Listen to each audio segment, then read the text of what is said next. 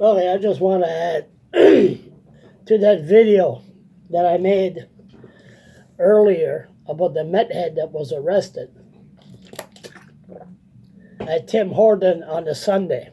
Now, I had a little, I never really noticed him before. I don't even know his name, but he walks and with a limp, and just he walked inside Tim Horton. Me and DOG were just, minding our own business, and next thing you know, he just looked at us. I said to myself, "Yep, you touch that dog or come after us. Il va pas faire beau de la cabane." That's an Acadian slang.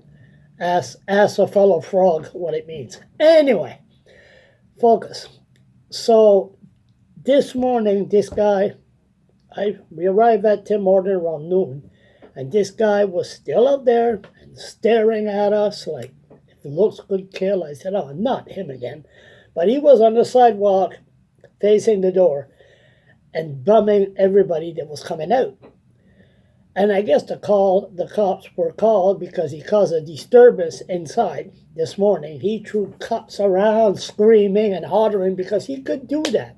He has a mental illness. We'll get to that in a minute. So they told me they called the police. So myself, I said, oh yeah, it should be good. They'll just say, oh, okay, you should have never done that. Under Section 10 of the Mental Health Act, you have mental illness. So just move on. Please try to be good. But this is not exactly what happened here. I was sitting down. It's too bad I don't have my camera because I can't move as fast. I love my smartphone, but I can't move as fast. But the cop, I never seen him in the parking lot. He had his mouth right big, and he was pointing like that to the meth head. And by the time I got up and set up my smartphone on recorded, the meth head was being handcuffed. So, no question, they took the shopping cart. Another cop arrived, hammed the meth head. I didn't go outside because I didn't want to disturb that the cops would have maybe acted in a polite manner. They were doing their job and they were doing good.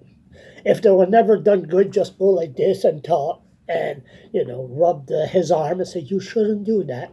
Then I would have went outside. So they did good. They arrested the guy. They took all his clothes or bags, whatever he had, and then the bylaw enforcement officer arrived and took the shopping cart and the stolen shopping cart. Could have been the stolen clothes too. Anyway, focus, Charles. So the Fredericton police did their job. No fooling around. They grabbed him. Now he should be in jail, I guess. Maybe he's going to be released the same day. Maybe the advocate will show up at the police station and demand that he'll be released. That he's released because of mental health under the Mental Health Act. Now, let's get to this Mental Health Act. I don't know who's the goddamn idiot. See, when Frank McKenna shut down Senecare, I was surprised. Some people say, Senecare, what's that?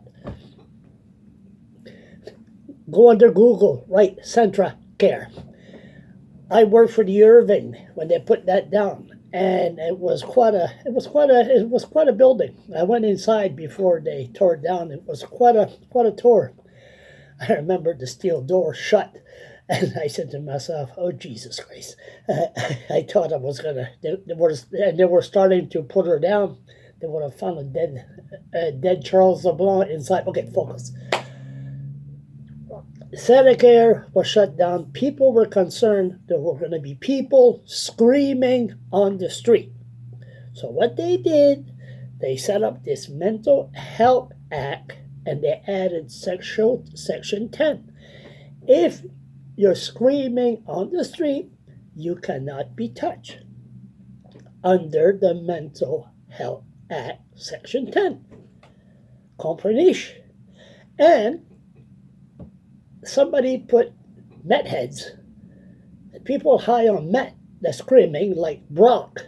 Cannot be touched. He could disturb, he could disrupt, he could go beside a restaurant and a patio and scream and holler. Can't be touched.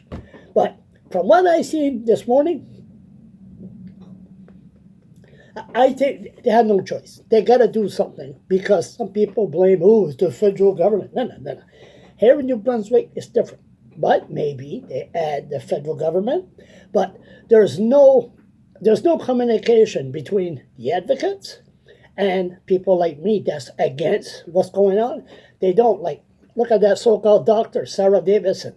She bought the abortion clinic, and what she said, I'm going to have a rooming house for people high on crystal meth beside the St. George Middle School. And there's nothing nobody could do. See, that kind of attitude, you can't talk to them. But let me give you an idea of what happened here this afternoon. Now, my camera, see, my camera is always, I don't get it.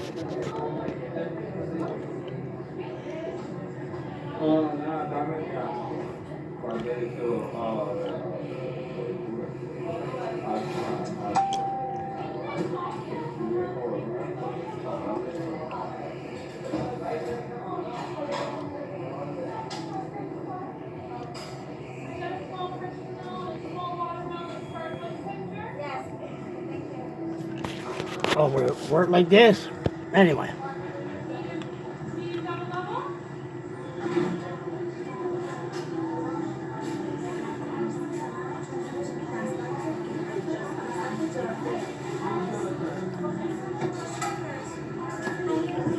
I might add that when the cop left the first time, they showed me the picture. The guy was doing crack. Crack. I wish he was doing crack. Was doing meth in the pipe, right on the sidewalk. People do it all the time. But this cop, I seen him pointing, and his mouth this big. That's what we need. Talk. Have meth heads screaming and hollering and breaking the law and say, nothing can be done because you have mental illness. Move on. That has to stop. And you know what? Everybody gets together.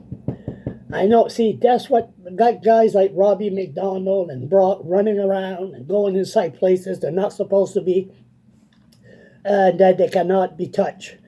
There's something wrong, because if Charles LeBlanc did that, 2 minutes in jail.